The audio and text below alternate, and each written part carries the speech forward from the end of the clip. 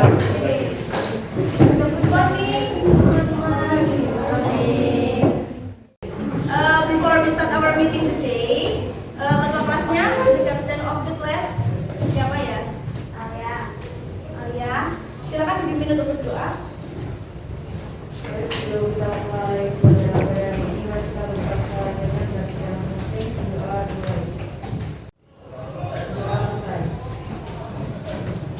Okay, first I will check your attendance first. Ananda Aulia, Panian Daliampi, Basma. Okay, our first meeting in English lesson will be about narrative text. So guys, do you like reading? Kalian suka membaca nggak? Membaca cerita. Biasanya baca cerita apa? Fiksi, fanfiction. Siapa pernah baca fanfiction? Lagi. Science fiction. Novel, pernah baca novel? Kalau komik atau webtoon? Jadi yang paling favorit biasanya yang gimana? Genrenya apa? Webtoon. Genrenya, kalau genrenya? Thriller. Apa? Action. Ada yang suka horror?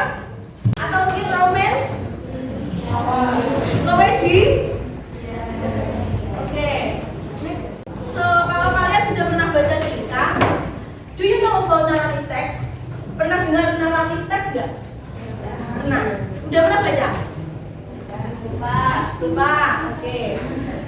Kalau example-nya, contohnya, the example of narrative text. Contohnya kira-kira apa ya? Masih ingat dikit-dikit gitu apa?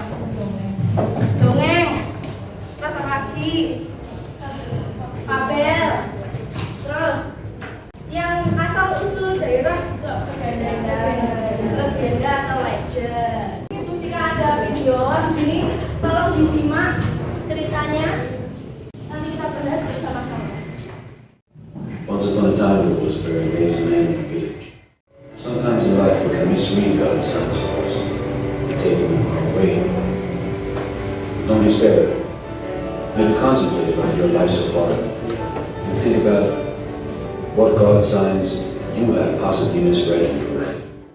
After watching the videos, what the story tells us. Jadi tadi menceritakan apa? Coba angkat tangan yang bisa. Apa gimana? Orang itu melakukan garis takdir dari Tuhan dan dia itu Yang lain atau yang ingin menambahkan? Jadi ceritanya tadi tentang we sometimes misread God's plan. Jadi kita tuh biasanya salah baca petunjuk dari Tuhan. Kayak tadi, dia kan ternyata God's plan-nya atau God sign-nya itu agar dia menjadi yang lainnya. Jadi kita tidak boleh menanti rezeki tanpa melakukan apapun. Seperti itu. Ada pertanyaan mungkin? So there are two types of narrative text. The first one is based on experience. Kalau yang based on experience itu contohnya kayak misal kan tiap orang punya pengalaman masing-masing. Misal kalian ada pengalaman pas di rumah sendiri, kemudian ada kejadian horor, terkunci atau gimana, kan itu berarti ada problemnya. Nah seperti itu contoh narrative text based on experience. Kemudian yang the second one itu imajinatif. Kalau imajinatif ini mungkin kalian sudah pernah mendengar banyak ya tentang fable, legend, fairy tale, fantasi, myth. Jadi seperti itu kurang lebihnya untuk perbedaan dari based on experience sama imajinatif. Kalau imajinatif tadi intinya itu halusinasi saja. And then for the social function, narrative text has a specific function. Buat apa? Specific functionnya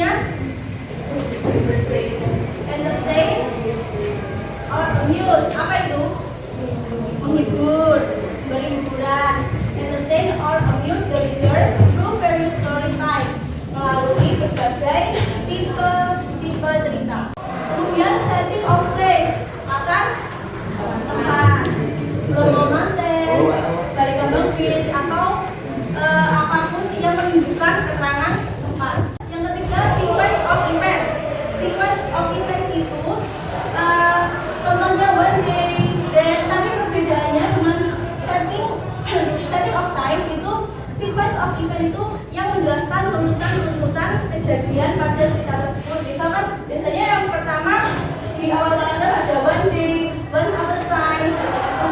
Kemudian paragraf kedua nanti ada then, afterwards, pokoknya yang kayak menjelaskan urutan seperti itu. Kemudian yang keempat, problems or conflict, seperti yang Miss Mustika jelaskan tadi, di naratif teks itu selalu ada problems dan conflicts. Lalu tadi kan ada jenis teks yang based on experience. Kira-kira apa sih bedanya sama yang e-context? Kan e-context juga based on experience. Bedanya apa? Dan sama-sama menjadi menggunakan simple past. Kalau e-context tidak selalu punya problem, dan kalau e-context itu nggak tujuan. Oke. Ada pendapat lain yang menambahkan mungkin? E-context itu tidak memiliki problem, biasanya dia menceritakan urutan-urutan peristiwa. Dan ada lagi biasanya kalau naratif teks itu ada seperti dialognya, meskipun tidak selalu, tapi ada. Kalau konteks tanpa disertai dengan dialog-dialog. Kemudian kembali lagi ke language features yang kelima, yaitu simple past. Masih ingat simple past itu untuk apa? Menceritakan masa lampau. Ada dua rumus. Bedanya apa rumus ini sama ini? Kalau yang ini buat verbal sentences, yang ini buat nominal sentences. Apa bedanya? Ada yang tahu? Kalau verbal sentences itu langsung menggunakan kata kerja verb. Pada simple past tense menggunakan verb 2 yang positif. Kemudian kalau nominal sentences itu verbnya, kata kerjanya bukan pakai verb, tapi pakai to be. To be itu ada yang di past tense ada were, was atau were. Pakai to be. Bedanya pakai was sama were itu kapan saja? Subjeknya apa aja kalau pakai was? Kalau I itu pakai apa? Was. Terus apa lagi? Kalau yang ini were, they, we, you. Kemudian kita lanjut ke past perfect tense. Beda penggunaannya gimana? Yaitu simple past itu menceritakan kejadian di waktu lampau. Kalau past perfect tense itu menceritakan kejadian yang lebih lampau dari kejadian lampau itu sendiri. Jadi seperti ini timelinenya. Di sini present itu berarti sekarang. Kemudian kalau past simple itu di belakangnya present. Kalau yang perfect itu lebih lampau lagi dari past simple. She had finished her work before I came to her house. Yang lebih lampau yang mana? Yang lebih dulu. Finish her work atau I came to her house? Finish.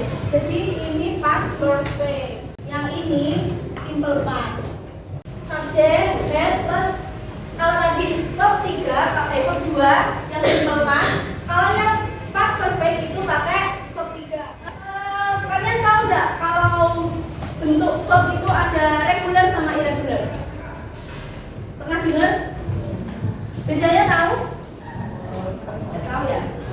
Kalau yang regular itu adalah verb yang jika ke bentuk verb 2 atau verb 3 itu ditambahi suffix ed. Kalau yang irregular itu adalah verb yang kalau berubah ke verb 2 atau verb 3 itu berubah bentuk atau justru sama. Kalau verb regular itu kalau berubah bentuk ke verb 2 atau verb 3 itu ditambahi huruf ed. Look.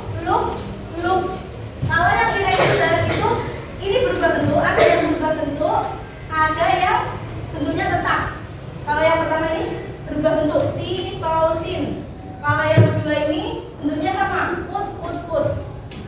Oke, ada pertanyaan? We move to the first activity. Jadi, you guys will individually do some exercise. Ini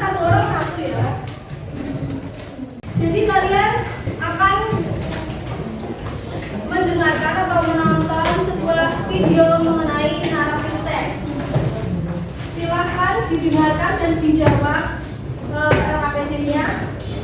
Saya akan putar 2 sampai 3 kali. One day, two friends were walking through the forest. The other friend did not know how to climb, and instead followed common sense, never to believe a false friend. Oke, sudah terjawab berapa nomor? 2. Oke, 1 kali lagi, siap? Oke. One day, two friends through the forest. They knew the forest was a dangerous place, and that anything could happen. Oke, sudah ya. Silakan ditukar sama belakangnya, yang belakang sendiri maju. Nomor 1, nomor 2, belakang sendiri. The last one. Nomor 10. Silakan maju sampai nomor 5 dulu. Let's discuss together. Nomor 1, benar atau salah? Benar, ada yang salah? Benar semua? Salah satu ada. Silakan ditulis salah dan benarnya, kemudian dikembalikan ke pemiliknya. Cek, dibuka dulu.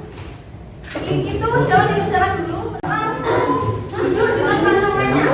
Silakan like posisinya dikerjakan, ditulis nama berdua. Kemudian untuk submissionnya di sini. Ini bisa menjadi ajuan pekerjaan kalian kalau pembelajaran instructionnya.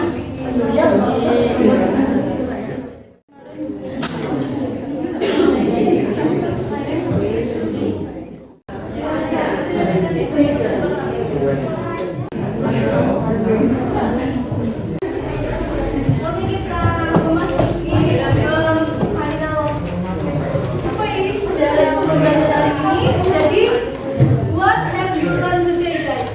Apa yang telah kalian pelajari hari ini? Teks, generic structure-nya, terus ada apa lagi tadi? Definition-nya tadi apa kalau narrative text?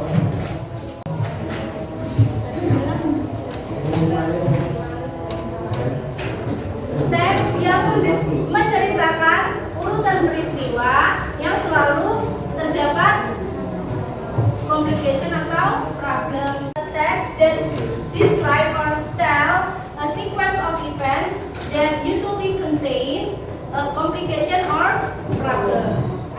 Kemudian